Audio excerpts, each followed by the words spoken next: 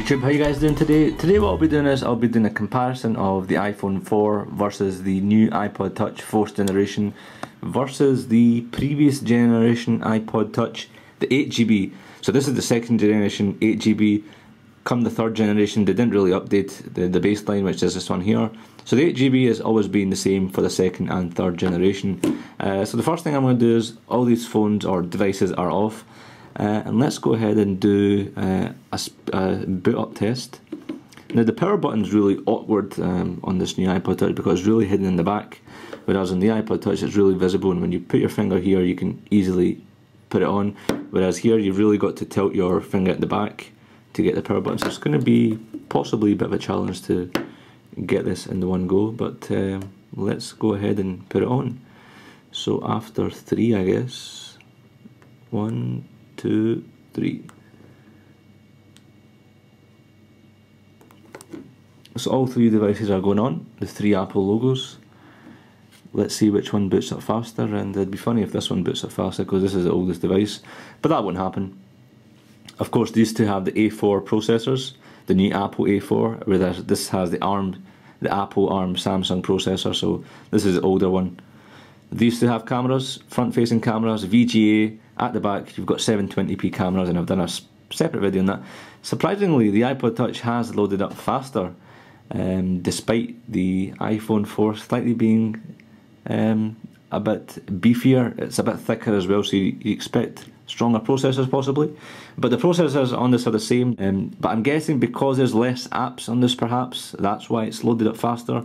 I'm using a lot of memory on this, whereas this is pretty much fresh. I've literally got 4 applications on this. I've got, you know, quite a lot on this, so this iPod Touch did load up faster, perhaps due to that, and the iPod Touch has eventually loaded up. One of the major new changes or physical changes to the iPod Touch is the fact that it's got a Retina display.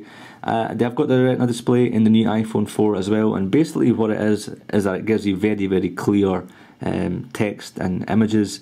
It's mainly due to text, to be honest, when you're reading a lot of stuff. For example, I don't know how clear this is going to come out, but when you look at these two screens, you can see this one much more clearer. You can see the words straight up, whereas this one you might have to change the angle a bit and you know, really get in there to get some of the text. Not that it's not readable, it's readable for sure, but this one stands out more. It's more crisp, the text is absolutely fine, 326 pixel per inch, and it's got a 960 by 640 pixel resolution, whereas this one here is a few years old, so you expect these changes to, you know, come as time goes on.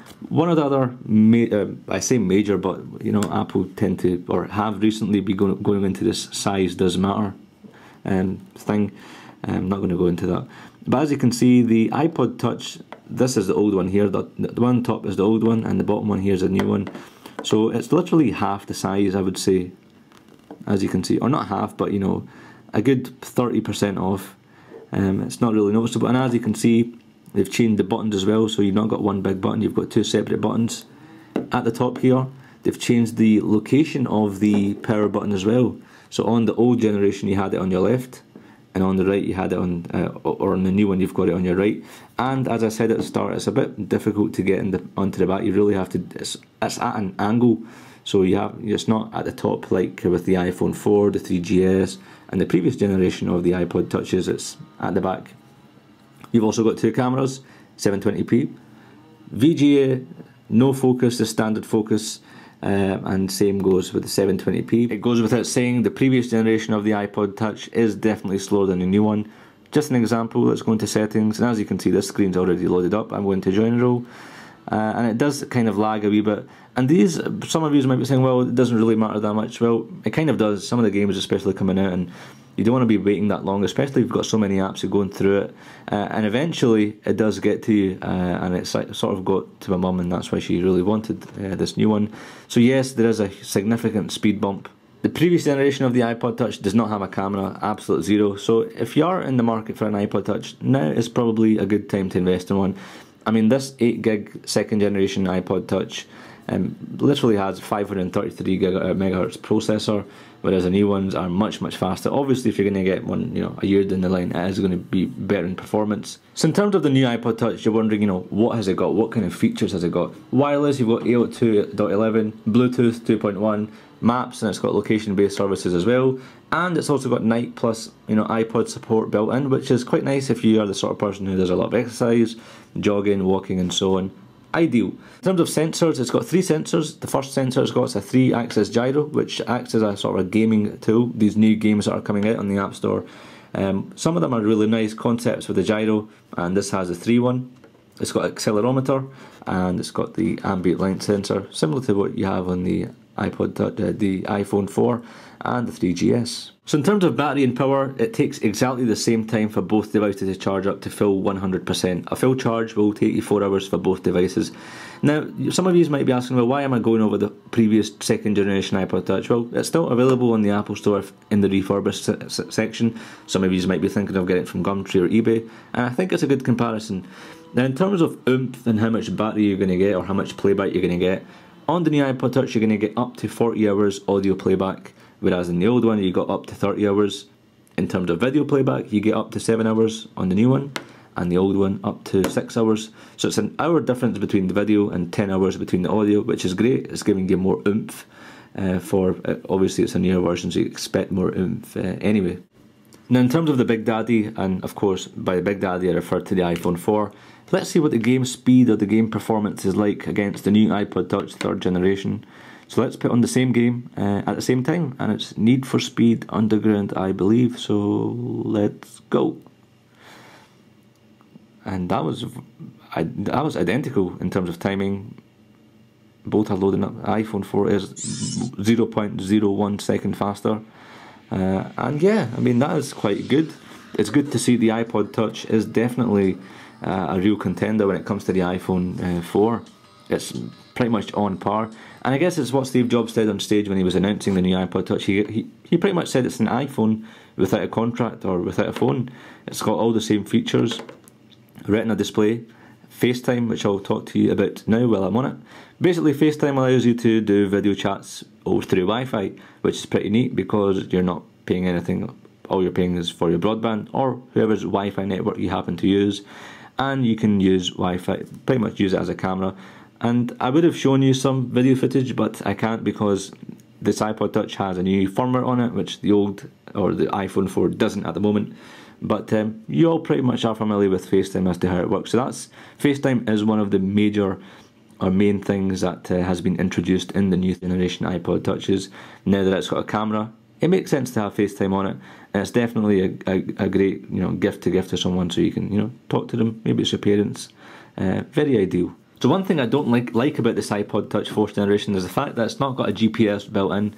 Whereas on the other hand, we all know the iPhone 3GS, the iPhone 4, has a GPS built in, meaning you don't have to have a car kit cradle in order to run satellite navigation applications such as TomTom, Copilot, Navigo, so on. Whereas on the iPod Touch they don't have it, which is, I think it's due to the size because they've made it so bloody thin. They had to compromise on GPS technologies per se. Next year they'll probably introduce GPS and make it a magical device. But it's a shame. So if you want to get TomTom running on this or Copilot, you're going to have to get one of these cradles, which is going to cost you around £80 or £70, I can't remember how much it was, in order to get it running. But that's probably one of my only gripes I have with the iPod Touch 4th generation. And guys, just to round it up, I'll give you a physical look of the new iPod Touch. They haven't really changed much from the iPod Touch from previous generation. It's always been this silver mirrored effect on the back, whereas the iPhone 4 has recently gone a revamp. It's got the Gorilla Glass in the back. I was expecting this, and I would have preferred to have the Gorilla Glass on the iPod Touch, to be honest. This gets scratched very easily, and there's no other example than the previous generation iPod Touch. It has got a few marks on it, and that's despite having one of these on the Belkin, and God knows what case it is. But it has been dropped a few times. Where is it? Has been dropped a few times. This being the 2nd generation. And the new one, hopefully, I'll be getting a case very shortly. And as you can see, it does get quite smudgy at the back as well. So make sure if you are going for the iPod Touch 4th generation, sorry. All these generations are getting me mixed up. But if you are going for the 4th generation iPod Touch, make sure you get some sort of protection for it. Get the ZAG, ideal if you plan to carry it around naked. But yeah, there we go, guys. 2 of these equals 1 iPhone 4. That's how thin this is. And yeah, it's very, very nice to hold. Sort of slippery feel, which is slightly worrying, I guess. But guys, that was about it for this video. If you managed to pick one of these up, are you in a situation where you're thinking, you know, shall I go for an iPhone 4? Shall I go for an iPod Touch 4th generation? What should I do? Should I go for a refurbished iPod Touch? Well, if you don't want to get into a contract, I'll put it very simple. If you don't want to get into a contract, go for the iPod Touch. Yeah, guys, that's about it for this video. Leave me your thoughts down below. What do you think of this video? What other tests do you want me to carry out with this? And yeah, remember to check out some of the other videos that I've done on the iPod Touch 4th generation, and they should be showing up on the screen somewhere. But guys, as always, thanks for watching. Remember, you can join me at eyeglasswegian.com, twitter.com/i6glasswegian, facebook.com/eyeglasswegian, and I shall see you in another video. Cheers.